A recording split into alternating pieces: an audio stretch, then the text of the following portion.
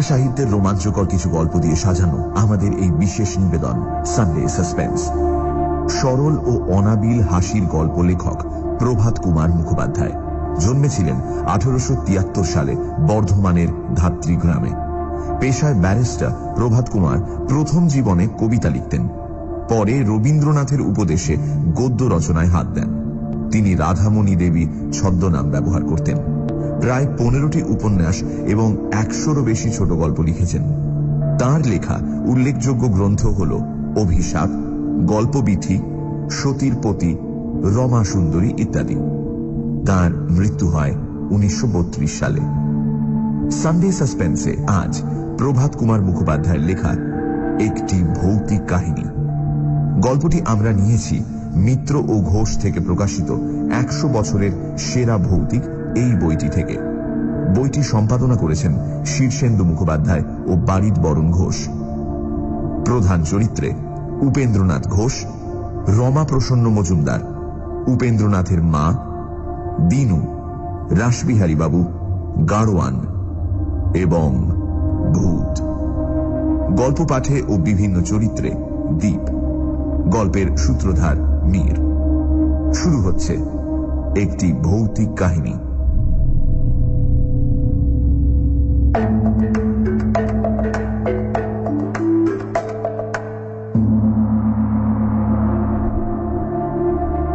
আমার নাম শ্রী উপেন্দ্রনাথ ঘোষ, নিবাস বীরভূম জেলার টগরা নামক গ্রামে। 1872 খ্রিস্টাব্দে আমি বিএ পাশ করে চাকরির সন্ধানে প্রবৃত্ত হই। কয়েক মাস ধরে বহু জায়গায় বহু আবেদন করলাম, কিন্তু কোনো ফল পেলাম না। অবশেষে সিউড়ি জেলা স্কুলের দ্বিতীয় শিক্ষকের পদ শূন্য হয়েছে সংবাদ পেয়ে নিজেই সেখানে গিয়ে বহু লোকের খোসামত করে চাকরিটি জোগাড় করলাম। আমার মাইনে হল মাসিক 50 টাকা। আমাদের গ্রাম থেকে সিউড়ি 12 ক্রোশ দূরে। বরাবর একটা কাঁচা রাস্তা আছে। আমি গ্রামে ফিরে গিয়ে নিজের জিনিসপত্র নিয়ে এসে দুদিন পরে নতুন কাজে লেগে পড়লাম। যেমন অল্প মাইনে, তেমনি একটা ছোটখাটো সস্তা বাড়ি খুঁজতে লাগলাম, কিন্তু পেলাম না। রাতের শোয়া আর খাওয়া দাওয়াটা হেডমাস্টার মশাইয়ের বাড়িতেই করি। দিনের বেলা স্কুলে কাজ করি এবং অবসর সময়ে বাড়ি খুঁজে বেড়াই।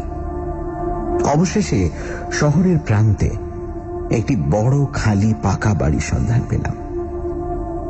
বাড়িটি বহুকাল খালি পড়ে আছে। বাড়িটি জায়গায় জায়গায় ভাঙা। মাত্র কয়েকটি এমন ঘর রয়েছে যেখানে বসবাস করা যায়। মাসিক 5 সিকি মাত্র ভাড়া দিলেই বাড়িটি পাওয়া যায়। কিন্তু গুজব এই যে বাড়িটিতে ভূত আছে। তখন আমি সদ্য কলেজের ছোকরা, ইয়াং বেঙ্গল। ভূতের ভয়ে যদি পিছু হটি তবে আমার বিদ্যা মর্যাদা একেবারে ধূলিসাৎ হয়ে যায়। সুতরাং বাড়ি নিব বলেই স্থির করলাম। কিন্তু অত দূরে একলা থাকা নিরাপদ নয়। চোর ডাকাতের ভয়ও তো আছে। তাই একজন সঙ্গীর খোঁজ করতে লাগলাম। একজন জুটেও গেলেন। তিনি আমাদের স্কুলের 4র্থ শিক্ষক, নাম রাসবিহারী মুখোপাধ্যায়। যদিও উনি বিএ পাশ করেননি, তাও কলেজে পড়েছেন এবং নিজেকে ইয়াং বেঙ্গল শ্রেণীভুক্তই মনে মনে করেন। তার আগের বাড়িতে কিছু অসুবিধে হচ্ছিল, তাই তিনি আমার সঙ্গে এই বাসায় থাকতে রাজি হয়ে গেলেন। একজন রান্নার লোক স্থির করা গেল, কিন্তু তারা রাত্রিবেলা সে বাড়িতে থাকতে রাজি হল না। বলল কাজকর্ম সেরে আমাদের খাওয়া দাওয়া হয়ে গেলে রাত্রি 9টার মধ্যেই যে যার নিজের বাড়িতে ফিরে যাবে। কি করি, তাই মেনে নিতে হলো। পরবর্তী রবিবার সকালে জিনিসপত্র নিয়ে সেই বাড়িতে গিয়ে হাজির হলাম। বাড়িটি খুব পুরনো। চারিদিকের পাঁচিল জায়গায় জায়গায় ভাঙা। গরু মোষ আটকানোর জন্য বাঁশের বেড়া বাঁধা আছে। বাড়িটির চারদিকে বাগান। অনেকগুলো নারকোল, আম, কাঁঠাল, জাম প্রভৃতি ফলের গাছ আছে। বাড়িটি দোতলা। নিচের তলার সামনের দিকটা বেশ বড় এবং দুখানি ঘর আছে।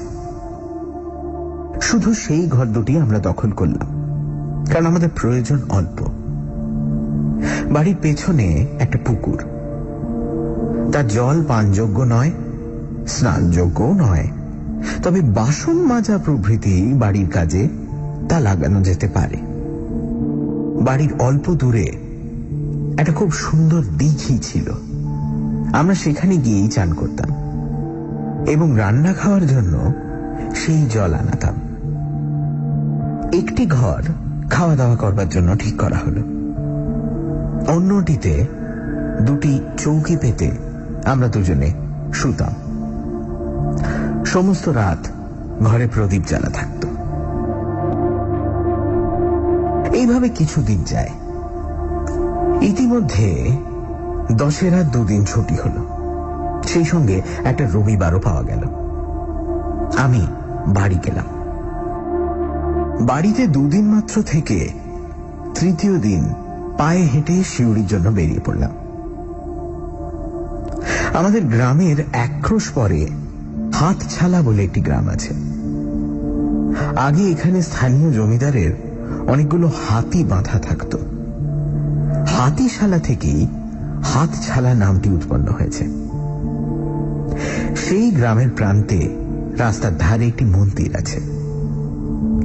সেই মন্দিরে রমা প্রসন্ন মজুমদার নামক এক ব্রাহ্মণ সর্বদা বাস করেন এবং জপ তপ নিয়ে থাকেন। তিনি একজন সিদ্ধ পুরুষ বলে বিখ্যাত। আশপাশের চারিদিকের গ্রামের লোকেরা তাকে যথেষ্ট শ্রদ্ধা ভক্তি করে। সেখান দিয়ে যেতে যেতে দেখলাম মজুমদার মশাই খড়ম পায়ে দিয়ে মন্দিরের বাইরে দাঁড়িয়ে আছেন। দেখে রাস্তা থেকে নেমে গিয়ে আমি তাকে প্রণাম করলাম। আশীর্বাদ করে তিনি আমায় বললেন, ভালো থাকো, ভালো থাকো। কোথায় যাচ্ছ বাবা?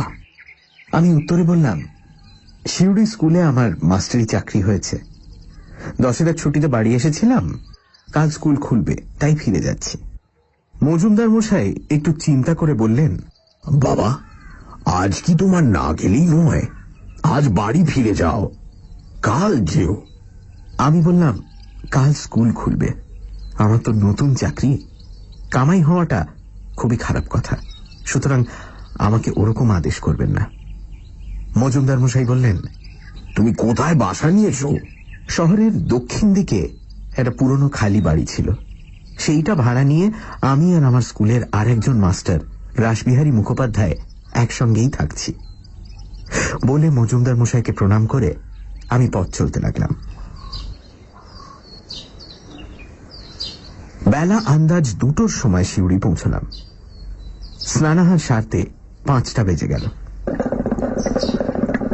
খাওয়া সেরে বারান্দায় বসে তামাক খাচ্ছি, এমন সময় দেখি আমাদেরই গ্রামের একজন চাষি বিরাট লম্বা লাঠি ঘাড়ে করে এসে উপস্থিত হয়েছে। তাকে দেখে অবাক হয়ে আমি জিজ্ঞেস করলাম, কিরে, তুই হঠাৎ কোত্থেকে এলি? সে বলল, আগে মা ঠাকুরানী চিঠি দিয়েছেন এবং এই কবচটি আপনার হাতে পড়বার জন্য পাঠিয়ে দিয়েছেন। চিঠি পড়ে দেখলাম তাতে মাতা ঠাকুরানী লিখেছেন, তুমি বাড়ি হইতে যাত্রা করিবার পর রমা প্রসন্ন মজুমদার মহাশয় আসিয়াছিলেন এবং একটি কবচ দিয়া বলিলেন, মা, তোমার ছেলে আজ প্রাতে শিউড়ি রওনা হইয়াছে, পথে তাহার সঙ্গে দেখা হইল। তাহার জন্য আমি এই রাম কবচটি আনিয়াছি। তুমি যেমন করিয়া পারো আজই এই কবচটি তোমার ছেলেকে পাঠাইয়া দাও এবং বিশেষ করিয়া লেখো যেন আজই সে এই কবচটি ধারণ করে। আর লিখিয়া দাও, যদি কোনো রকম ভয় পায় তবে যেন তারক ব্রহ্ম নাম জপ করে। এই কবচের গুণে এবং নামের বলে সে সকল বিপদ হইতে মুক্ত হইবে। সুতরাং আমি দিনুকে দিয়া এই চিঠি ও কবচ পাঠাইলাম। পাওয়া মাত্র রাম নাম স্মরণ করিয়া তুমি কবচটি ভক্তিপূর্বক তোমার ডান হস্তে ধারণ করিবে, যেন কোনো মতে কথার কোনো অন্যথা না হয়। ইহা তোমার মাতৃ আজ্ঞা জানিবে। চিঠি ও কবচ নিয়ে আমি দিনুকে বললাম, তুই আজ এখানেই থাকবি তো? তোর খাবার জোগাড় করি? সে বলল, আগে না, মা ঠাকুরানী কিন্তু জোর দিয়ে বলে দিয়েছেন তুই নিজে দাঁড়িয়ে থেকে কবচটা পরিয়ে দিবি এবং আজ রাত্রিরে এসে আমায় খবর দিবি যে আমার ছেলে কবচ পড়েছে। সুতরাং তাকে থাকবার জন্য আর অনুরোধ করলাম না। তার হাতে 2 আনা পয়সা দিয়ে বললাম, এই নে, বাজার থেকে কিছু মুড়ি মুড়কি কিনে পথে যেতে যেতে খাবি, কেমন? তার সামনে কবচটা আমি হাতে ধারণ করলাম। সে আমায় প্রণাম করে বিদায় নিল। সেদিন রাত্রে খাওয়া দাওয়ার পর যথাসময়ে দুজনে শুয়ে পড়লাম। দুজনেরই চৌকির মাথার দিকে 2 বড় বড় জানলা খোলা ছিল। আকাশে মেঘ, মাঝে মাঝে গুঁড়ি গুঁড়ি বৃষ্টি পড়ছে, আবার মাঝে মাঝে প্রবল হাওয়া এসে মেঘকে উড়িয়ে দিচ্ছে, আর একাদশীর চাঁদ দেখা যাচ্ছে। আমরা দুজনে কিছুক্ষণ গল্পগুজব করে নিস্তব্ধ হলাম। পথশ্রমে ক্লান্ত ছিলাম, তাড়াতাড়ি ঘুমিয়ে পড়লাম। অনেক রাত্রে হঠাৎ ঘুম ভেঙে দেখি বাতাসে প্রদীপটা নিভে গেছে। ক্ষীণ মেঘের মধ্যে দিয়ে জ্যোৎস্না জানলা দিয়ে ঘরে ঢুকে উল্টো দিকে দেওয়ালের একটা অংশ আলোকিত করেছে। ঘুম জড়ানো চোখ অল্প খুলে দেখলাম যেন একটা কঙ্কালসার বৃদ্ধ আমার খাটের ওপর হাঁটু গেড়ে থাবা পেতে বসে আছে এবং এক দৃষ্টে আমার প্রতি চেয়ে রয়েছে। তার মুখখানা যেন বহুদিন রোগে শীর্ণ, গালের চামড়া ঝুলে পড়েছে, দন্তহীন মাড়ির ওপর তার ঠোঁট দুটো চুপসে বসে গেছে। মাথায় সাদা ছোট চুলগুলো যেন দাঁড়িয়ে রয়েছে। তার চোখ দুটো থেকে যেন ক্রোধ, ঘৃণা ও বিদ্রুপের জ্বালা বেরিয়ে আসছে। দেখে আমি আপাদ মস্তক শিউরে উঠলাম, ভয়ে চোখ বন্ধ করলাম। কিন্তু সে অবস্থায় বেশিক্ষণ থাকতে পারলাম না। আবার চোখ খুললাম, আবার দেখলাম সেই বীভৎস মূর্তি ঠিক সেই অবস্থায় বসে আছে। আবার চোখ বন্ধ করলাম। তখন হঠাৎ মায়ের চিঠিটার কথা মনে পড়ে গেল। মনে মনে বললাম, আমার ভয় কি? আমার হাতে রক্ষা কবচ রয়েছে। এবং মৃদুস্বরে তারও ব্রহ্ম নাম জপ করতে লাগলাম। কিছুক্ষণ পরে আবার যখন চোখ খুললাম, তখন সে মূর্তি আর নেই। সাহস পেয়ে উঠে বসলাম এবং ঘুম জড়ানো গলায় আমার বন্ধুকে ডাকতে লাগলাম। রাসবিহারী উঠে বললেন, কি মহাশয়? আমি তখন প্রদীপ জেলে সমস্ত ঘটনা তাকে খুলে বললাম। তিনি অত্যন্ত ভয় পেলেন। সমস্ত রাত আমরা গল্প করেই কাটিয়ে দিলাম। পরের দিন সকালে সে বাড়ি ত্যাগ করে আমরা অন্যত্র আশ্রয় গ্রহণ করলাম। সানডে সাসপেন্স শুধুমাত্র রেডিও মির্চি 98.3 FM এ। It's hot. সানডে সাসপেন্সে আজ প্রভাত কুমার মুখোপাধ্যায়ের একটি ভৌতিক কাহিনী। উপেন্দ্রনাথ সিউড়ি জেলা স্কুলে শিক্ষকের চাকরি নিয়ে এসেছেন। অল্প মাইনে, তাই সস্তায় একটি বাড়ি ভাড়া খুঁজছেন। শহরের প্রান্তে একটা ফাঁকা বাড়ি পাওয়া গেল। উপেন্দ্রনাথ এবং আরো এক শিক্ষক সেই বাড়িটিতে উঠে এলেন। সিউড়ির কাছে হাটছালা বলে একটি গ্রামে এক ব্রাহ্মণ থাকতেন, রমা প্রসন্ন মজুমদার। তিনি একদিন উপেন্দ্রনাথকে রাস্তায় দেখে সাবধান করে দিলেন, আজ তার বাড়ি থেকে না যাত্রা করাই ভালো। সেদিন বিকেলে মায়ের কাছ থেকে চিঠি এলো। রমা প্রসন্ন মায়ের মাধ্যমে উপেন্দ্রনাথের জন্য একটা কবচ পাঠিয়েছেন আর বলে দিয়েছেন, ভয় পেলে যেন উপেন্দ্রনাথ তারক ব্রহ্ম নাম জপ করেন। রাতে ঘুম ভেঙে উপেন্দ্রনাথ ঘরের মধ্যে একটি ভয়ঙ্কর মূর্তি দেখতে পেলেন। তারপর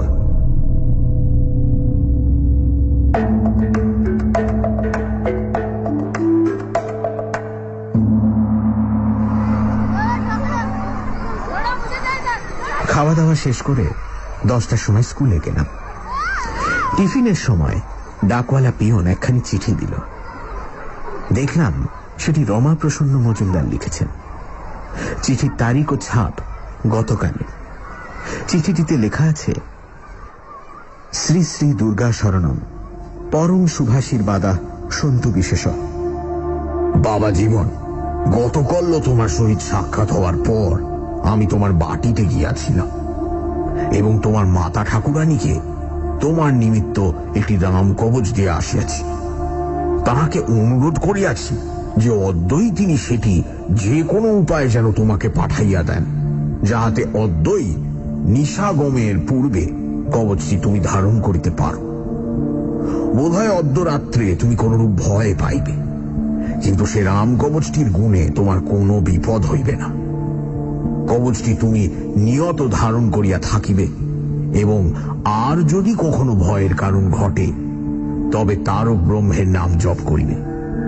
সর্বদা শুদ্ধাচারে থাকিবে। অত্র কুশল। মা ভবানী তোমার মঙ্গল করুন। ইতি নিয়ত আশীর্বাদক শ্রী রমা প্রসন্ন দেব শর্মা। চিঠিটা পড়ে আমার বিস্ময় শেষ রইল না। সেটি রাসবিহারী বাবুকে দেখালাম। তিনিও খুব আশ্চর্য হলেন। পুজোর ছুটির সময় বাড়ি গিয়ে প্রথমেই মজুমদার মশাইকে প্রণাম করতে গেলাম। যে বিপদ থেকে তিনি আমাকে উদ্ধার করেছেন তার জন্য অনেক কৃতজ্ঞতা জানিয়ে আমি জিজ্ঞেস করলাম, আচ্ছা, আমি যে সেই রাত্রে ভয় পাবো এই কথা আপনি কি করে জানতে পেরেছিলেন? একটু মৃদু হেসে মজুমদার মশাই বললেন, তুমি যখন সেদিন এসে আমাকে প্রণাম করলে তখনই আমি দেখলাম একটি প্রেতাত্মা তোমার পেছন পেছন ঘুরছে। কোনো কারণে সে তোমার উপর ভয়ানক ক্ষেপে গেছে এবং তোমার প্রাণহানি করবার জন্যই সে তোমার সঙ্গ নিয়েছে। কেবল উপযুক্ত সময় পাইনি বলে সে পর্যন্ত কৃতকার্য হতে সে পারেনি। তুমি চলে গেলে আমি গণনা করে দেখলাম যে সেই রাত্রেই ক্ষণ উপস্থিত হবে, তাই তাড়াতাড়ি একটি রামকবচ লিখে তোমার মাতা ঠাকুরানীকে দিয়ে এলাম। যাই হোক, কবচটা তুমি কখনো পরিত্যাগ করো না। আমি বললাম, মজুমদার মশাই, আমার সঙ্গে যে লোকটা ঘরে শুয়েছিল তিনি কোন রকম ভয় পেলেন না কেন? আমরা দুজনেই একই সঙ্গে একই বাড়িতে ছিলাম, তবে আমার উপরেই ভূতের এত আক্রোশ কেন? মজুমদার মশাই জিজ্ঞেস করলেন, সে লোকটির নাম কি? তার নাম রাসবিহারী মুখোপাধ্যায়। তিনি ব্রাহ্মণ, এই কারণেই ভূত তার কোনো অনিষ্ট করতে পারেনি। তুমি কায়স্থ, তোমার প্রাণহানি করা তার পক্ষে সহজ হতো। এই কথা শুনে কিছুক্ষণ আমি নীরবে চিন্তা করলাম। তারপর বললাম, সেই ভূত কি এখনো আমার অনিষ্ট করার চেষ্টা করছে? করছে, আর একবার সে তোমায় দেখা দেবে, কিন্তু সে ক্ষণ কতদিনে উপস্থিত হবে তা আমি এখন বলতে পারবো না। কিন্তু ওই রাম কবচের বলে তোমার কোনো বিপদ হবে না। তারপর 18 বছর কেটে গেল। সেই ভূতের কথা আমি প্রায় ভুলেই গিয়েছিলাম, কিন্তু রাম কবচটি বরাবর সযত্নে ধারণ করে রেখেছিলাম। আমি ক্রমে দ্বিতীয় শিক্ষক থেকে প্রধান শিক্ষক হলাম। তারপরেও আরো কয়েক বছর সুখ্যাতির সঙ্গে কাজ করে প্রেসিডেন্সি বিভাগের ডেপুটি ইন্সপেক্টর পদে যোগ দিলাম। আমার বেতন 150 টাকা হল। মফস্বলে নানা স্থানে ঘুরে আমাকে বিদ্যালয় পরিদর্শন করতে হতো। একদিন মেদিনীপুর জেলার একটি গ্রামের স্কুল পরিদর্শন করতে গিয়েছি। সন্ধ্যের পর খাওয়া দাওয়া করে একটি গরুর গাড়ি ভাড়া করে সেই গ্রামের দিকেই রওনা দিলাম। শরৎকালের পরিষ্কার রাত্রি, আকাশে চাঁদ উঠেছিল। ডিস্ট্রিক্ট বোর্ডের পাকা রাস্তা দিয়ে গাড়ি মন্থর গতিতে চলছিল।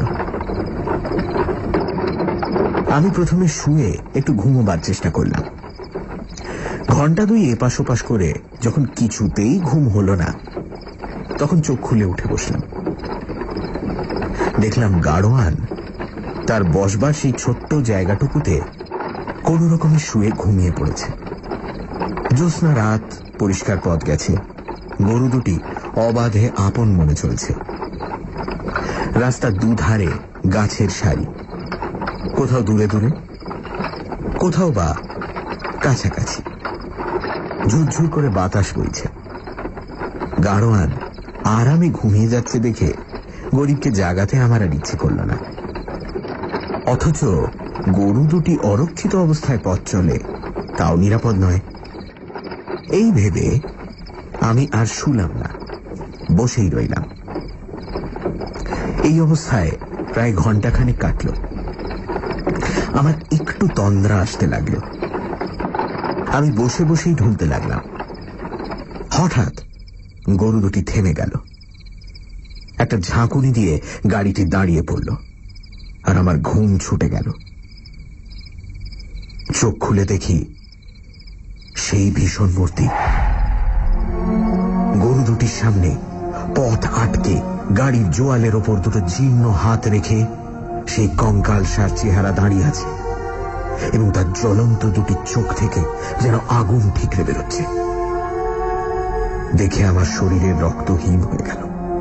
আমি কাঁপতে লাগলাম, বুকের কাছে হাত রেখে তার ব্রহ্ম নাম জপ করতে লাগলাম। কিছুক্ষণ জপ করতে করতে দেখলাম সে মূর্তি ছায়ার মতোই মিলিয়ে যাচ্ছে। যখন সে একেবারে অদৃশ্য হয়ে গেল, গরু দুটি তখন গাড়ির পেছন দিকে ঘুরে প্রাণপণে ছুটতে লাগলো। ঝাঁকুনিতে গাড়োয়ানের ঘুম ভেঙে গেল। সে ধরফর করে উঠে বসে বলল, বাবু বাবু, এই কি গরু এমন ছুটতেছি কেন? আমি আসল কথা তাকে না বলে কেবলমাত্র বললাম, হয়তো পথে কোনো কারণে ভয় পেয়েছে, তাই ছুটে বাড়ি যাচ্ছে। গাড়ি থামাবার এবং মুখ ঘোরাবার অনেক চেষ্টা করল। গরু দুটি লাঙল টেনে ছিঁড়ে ফেলবার উপক্রম করলো, কিন্তু কিছুতেই তারা দাঁড়ালো না। দৌড়তে দৌড়তে অবশেষে যখন একটি গ্রামের বাজার উপস্থিত হলো এবং সেখানে অনেক লোকজন, অন্যান্য গরুর গাড়ি দেখা গেল, তখন গরু দুটি দাঁড়ালো। গরু দুটি ভয়ানক ক্লান্ত হয়ে পড়েছে দেখে আমি গাড়োয়ানকে বললাম, থাক, আজ আর কাজ নেই। গরু দুটোকে খুলে দাও, ওদের ঘাস আর জল দাও, কাল সকালে আবার রওনা হওয়া যাবে। আজ রাত্রে এখানেই বিশ্রাম করি।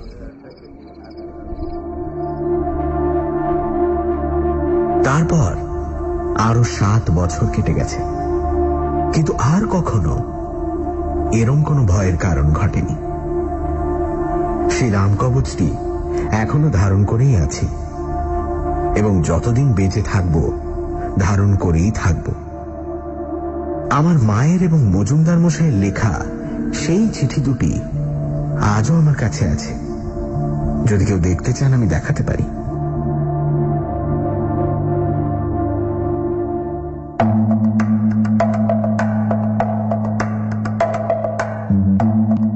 শুনছিলেন একটি ভৌতিক কাহিনী। রচনা প্রভাত কুমার মুখোপাধ্যায়। গল্প পাঠে ও বিভিন্ন চরিত্রে দীপ। মায়ের ভূমিকায় ইন্দ্রাণী। গল্পের সূত্রধার মীর। শব্দগ্রহণ, আবহ সঙ্গীত এবং স্পেশাল এফেক্টসে রিচার্ড। পরিকল্পনা ও পরিচালনায়